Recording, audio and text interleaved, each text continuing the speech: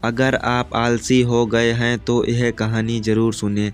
एक व्यापारी व्यापार करने के लिए एक शहर से दूसरे शहर जाता था। बीच में रेगिस्तान का कुछ इलाका पड़ता था। वह आदमी एक निगेटिव सोच वाला इंसान था। हमेशा शिकायत करता रहता था कि मेरे पास ये नहीं है, वो नहीं है, इसकी कमी है, उसकी कमी है। एक दिन वह रेगिस्तान में से गुजर रहा था, तभी उसकी पानी की बोतल खाली हो जाती है। उसे बड़ी ज़ोर की प्यास लगती है, लेकिन रेगिस्तान में पानी न मिलने की वजह से उसे बहुत गुस्सा आता है और बोलता है कि कितना खराब जगह है ना, कोई पेड़ ना पानी, रास्ता भी लंबा है, रेगिस्तान पार करना पड़ता है। तभी आसमान की तरफ देख करके कहता है कि भगवान, ये कैसा जगह बना दी है आपने।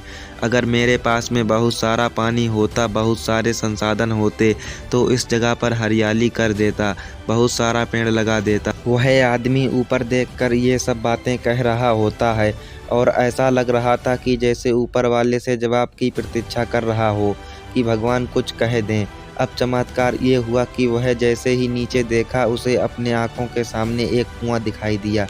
वह पूरी तरह से घबरा गया क्योंकि उसने कभी भी उस रेगिस्तान में कुआं नहीं देखा था।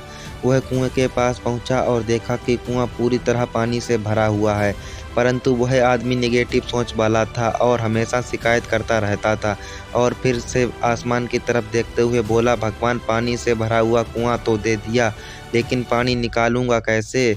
तो इस बार जब वह नीचे देखा तो फिर से चमत्कार हुआ। उसे कुएं के पास रस्सी और बाल्टी दिखाई दी, लेकिन आदमी फिर से ऊपर देखा और बोला, भगवान, अब इस पानी को ले जाऊंगा कैसे?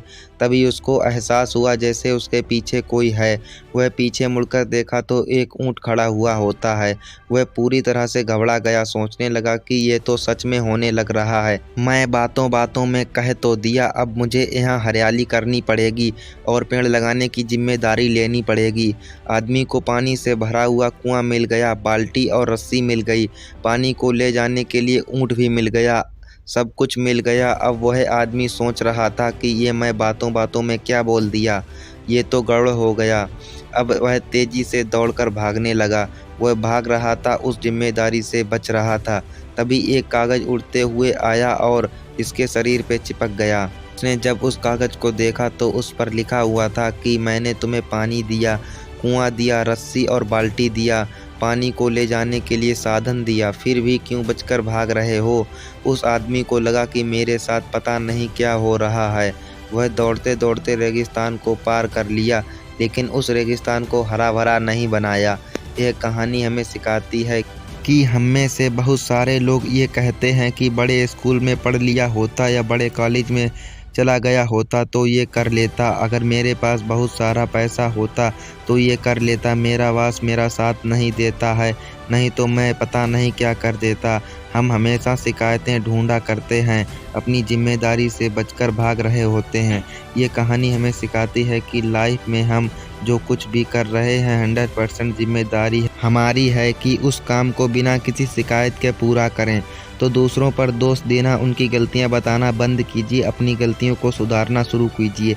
अगर दोस्तों आपको यह कहानी पसंद आई हो तो इस स्टोरी को लाइक कर दीजिए और चैनल को सब्सक्राइब कर लीजिए। फिर मिलते हैं किसी नई स्टोरी के साथ में, तब तक के लिए धन्यवाद।